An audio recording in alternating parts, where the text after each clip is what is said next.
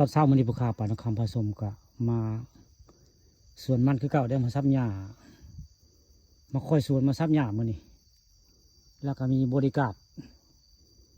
มานำได้มื้อนี้บริการก็คือ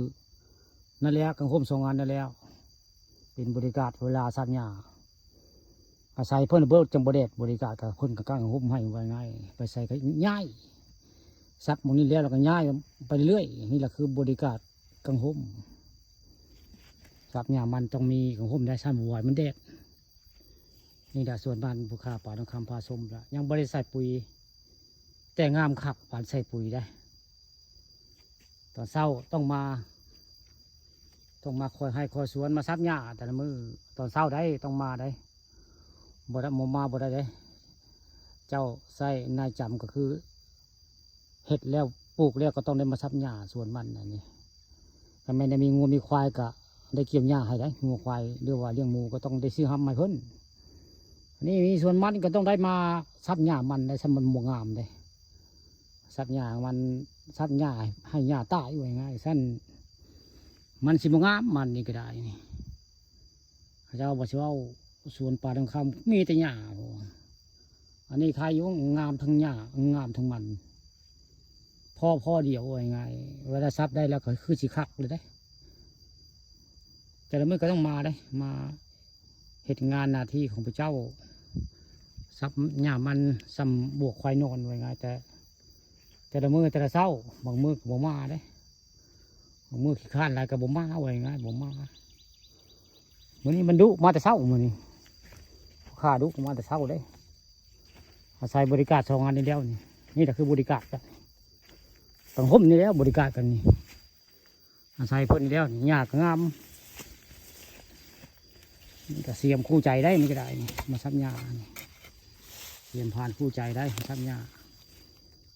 อยู่ได้ก็ครบอันนี้แล้วกังห่มนี่แล้วนี่กังห่ม2 อันนี่แล้วสั้นมันบ่ไหวมันเด็ดตะเวนบางโคกซาเด็ดได้หมดนี่เด็ดหลายตอนเช้าก็ต้องซับหญ้าซะก่อนสิไปพุ่นไปพี่บ่มีเวลาสิมาซับเนาะไปจะไปถ่ายดังน้อยแล้วก็บ่ได้ต้องมาคอยเบิ่งสวนมันตอนเช้ามาแต่เช้าเด็ดๆเนี่ยก็ซักเสื้อเพ่นมือใหม่ก็มาใหม่ไว้ง่ายไก่กับไข่มือละพองก็ได้หลายได้สัญญามันคือเดียวซับมือละบวกควายนอนก็คือว่าสิได้หลายก็มาคุมมือได้มาตอนเช้ามาเช้าละเทื่อก็คิดว่าสิได้อันสิเลี้ยวอยู่ง่ายสิเลี้ยวบ่มีอุปสรรคเนาะถ้าเฮาใจมุ่งมั่นเนาะนำให้สุดขุดให้ทันต้องแล้วง่ายนำให้สุดขุดให้ทันความเว้าผู้ค้าป่าทองคำผสมได้ดุก็สิมีส่วนสี่กะสิหั่งได้ผู้ค้าเว้าได้อย่าหมิ่นเงินน้อยอย่าคอยวาสนาได้ผู้ค้าคือแบบนี้ได้หญ้านี่กะผมมีอุปสรรคนะคือว่าซับหญ้าแล้วกะสิเป็นมันแบบนี้แล้วคักปลาล่าซับแล้วก็ได้เห็นแต่มันแบบนี้แล้วนี่สุดท้ายมามันกะสนะหญ้าพอหญ้ามันตายได้ขึ้นนี่แล้วนี่ซับไว้แล้วก็กองได้กองมันมีได้เนี่ยกองไว้เพื่อตายอยู่ยังไงเพิ่นเหี่ยวนี่ถ้าบกองเขาเต็งไว้เนี่ยเพิ่นบ่ตายนะคืนได้ผลตกเพิ่นจะคืนนะเขาต้องกองเสลากองไว้แบบนี้เพิ่นสิบ่คืนอันการซับหญ้ามันอันนี้